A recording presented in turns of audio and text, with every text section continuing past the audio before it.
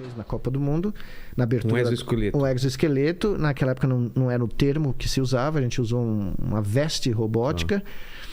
E o cérebro dessa pessoa, que ainda estava funcionando normalmente, a despeito da lesão, né? Porque a lesão simplesmente interrompe o fluxo dos sinais elétricos. É isso que acontece? Você tem uma lesão aqui na medula espinal. Certo. Vamos supor que ela é grave, ela rompe um número muito grande de nervos, né?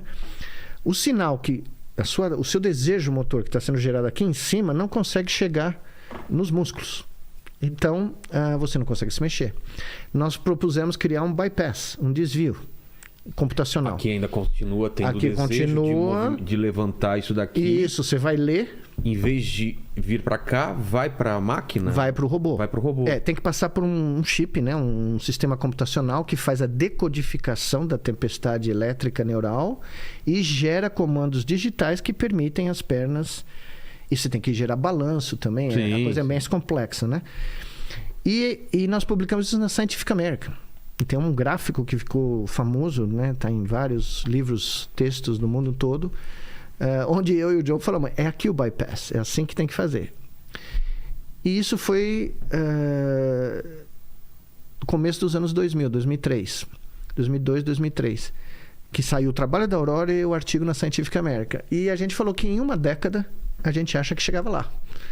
E na realidade nós chegamos lá em 12 anos, né? Foi bem próximo. Em vez de 2013... 2014. Mas nós demonstramos o conceito no final de 2013. Nós já sabíamos que ia funcionar. Em dezembro de 2013, aqui no Brasil, a gente sabia que a ideia ia funcionar. Precisava de tecnologia para evoluir, para conseguir? Bom, nós tivemos que construir um exoesqueleto que nunca foi construído, né? Era um sistema controlado pela mente humana com uma técnica não invasiva. Mas o processamento desses dados ficava no próprio corpo? No próprio, tinha um backpack, tinha uma mochila eletrônica que era gigantesca, que fazia todo esse processamento com sinais que eram registrados na superfície do couro cabeludo. Ninguém pôs nada dentro. Não. Porque é um ser humano, né? Nós fizemos com o EEG, né? O sistema que você põe eletrodos na superfície do couro cabeludo, que é muito mais difícil, porque os sinais não são tão ricos, eles não têm a mesma resolução, mas nós encontramos uma forma de fazer isso funcionar. E nós oferecemos ao paciente um feedback não só visual, né? Ele podia ver o que estava acontecendo, mas tátil. Nós tínhamos sensores de contato com o chão, na planta do pé.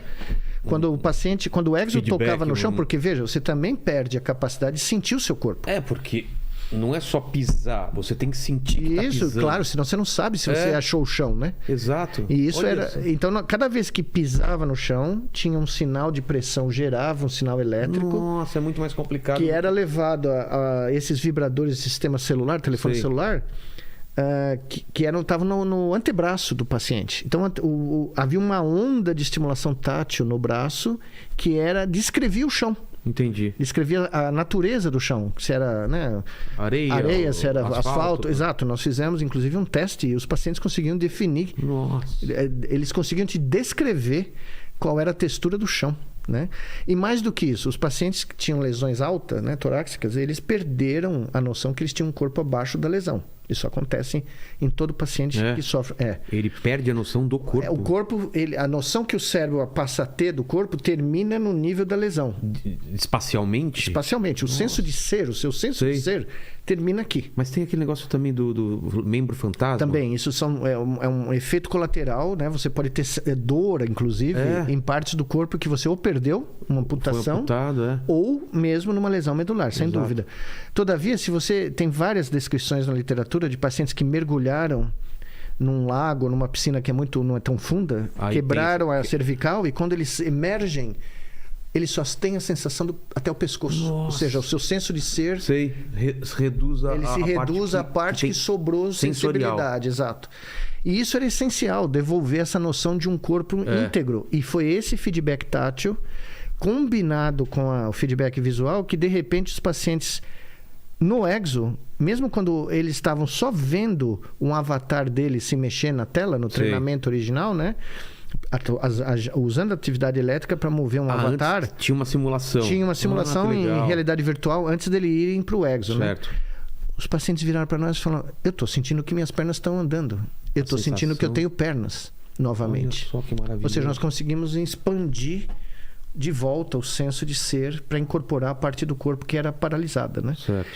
E aí, quando a gente viu os primeiros pacientes andando no laboratório aqui em São Paulo, antes da Copa, foi uma coisa de louco, né? Foi uma sensação, porque ninguém esperava tão rápido, né? E mais do que isso, depois da Copa, a gente foi fazer exames neurológicos de rotina, porque ninguém esperava nenhuma melhoria, e de repente, nós começamos a ver que os pacientes estavam recuperando sensibilidade natural abaixo da lesão.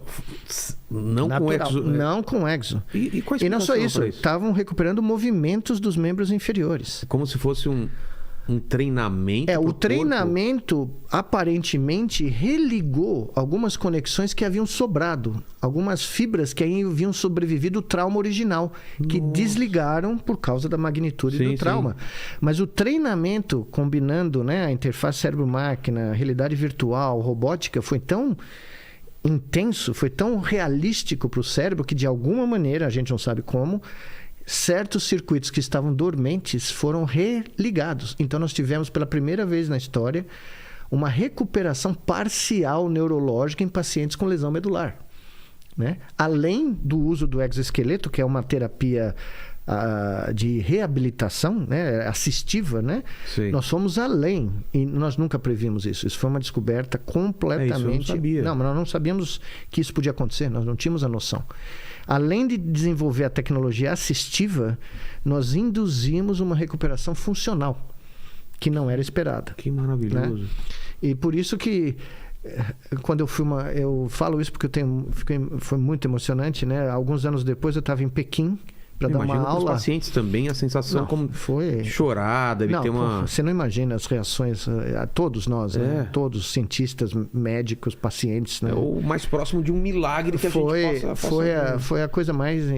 Por isso que eu ia te dizer, eu estava... Anos depois, no dia 12 de junho, que foi o dia da abertura da Copa, que a gente celebra o aniversário, né? Eu tinha esquecido, porque eu estava em Pequim, o fuso horário era tão dramático que eu ia dar uma aula na rádio, no estúdio de televisão e rádio estatal para o país todo, né? Para ser transmitida para o país todo. E antes de eu começar a rádio, o diretor da TV lá, do canal de televisão, me entrega uma placa celebrando o aniversário do chute da Copa com a linha da audiência mundial. Né? E aí você vê que tinha o pico. Na hora do chute tem um pico, assim, 1,2 bilhões de pessoas no mundo viram aquele chute, né? E aqui, né, todo mundo falou, não, mas foi mostrado 10 segundos, a televisão mostrou o ônibus da seleção brasileira dividido no quadro. Aqui, mas fora daqui, mostraram a demonstração. Tela cheia e tudo mais. Tudo. E onde eu ia no planeta, onde eu vou no planeta... porque aqui foi aquilo lá, né? Bom, a maioria das pessoas nem entendeu a importância. Nós pedimos para ter o microfone naqueles momentos para explicar o que estava acontecendo. Exato. A gente divulgou um troço que alguns narradores de fora do Brasil leram para as plateias, né, em outros países, o que ia acontecer, quem era o paciente... O Juliano Pinto, qual era a história de um atleta que sofreu uma lesão medular e que agora tinha uma lesão alta aqui, T4, e que ia fazer essa demonstração usando uma interface. Teve gente que leu, mundo afora, isso foi lido. Aqui no Brasil houve um certo, né, desinteresse, né? Porque E o que era o nosso intuito? Era mostrar para o mundo que esse não é só o país do futebol. Esse também é o país da ciência. Esse foi um presente da ciência brasileira para o mundo inteiro, porque existem 22 milhões de pacientes paraplégicos no mundo. 22 milhões? Imagine, a cidade de São Paulo inteira, né? Se você contar todas as pessoas com lesão medular do mundo que sofrem com isso, né? Esse era o recado, era mostrar que naquele momento existia um país chamado Brasil que não jogava só futebol. Ele também produz ciência de alto nível. Muito simbólico, né? Chutar uma bola numa Copa do Mundo. Uma Copa do Mundo no Brasil, exato, né? Eu nunca vou esquecer. Foi na hora que... Imagine, você não sabe se vai funcionar, né? Lembra onde você estava. O Estádio do Corinthians. Eu lembro. Não, eu sou o único ser humano. Eu tenho outro recorde pessoal que eu vou levar pro túmulo. Toda manhã, porque nos últimos 15 dias, 20 dias, a gente tinha um laboratório no estacionamento do estádio. Nós fizemos 50 chutes no estádio antes da Copa com o Juliano. Então tinha que ter uma estrutura para os pacientes irem, para a gente fazer. Então toda manhã eu tinha que ir lá com toda a delegação, cientistas do mundo inteiro, os 8 pacientes, e eu ia com o meu agasalho verde. Nossa! Que era do Brasil. Talvez o único. Do Brasil atrás, né? Não, mas pera. Eu chegava na portaria, Todo dia. O segurança, né? O outro armário, virava pra mim, doutor, o senhor sabe, não pode entrar de verde. Eu falava, mas é o Brasil. Aqui, ó, tá escrito Brasil. Tá o Brasil. O presidente do Corinthians na época. Não, mas o senhor tá entrando de verde. Eu tenho fotos de verde em todas as dependências do estádio. Bloqueio, eu furei o único. Não, sou o único, porque ninguém... Com certeza, com certeza. Se alguém tentou, não saiu vivo. Exato. Né? Eu entrei, fiz e saí. Se alguém tentou, tem que voltar com o exoesqueleto. E meu pai...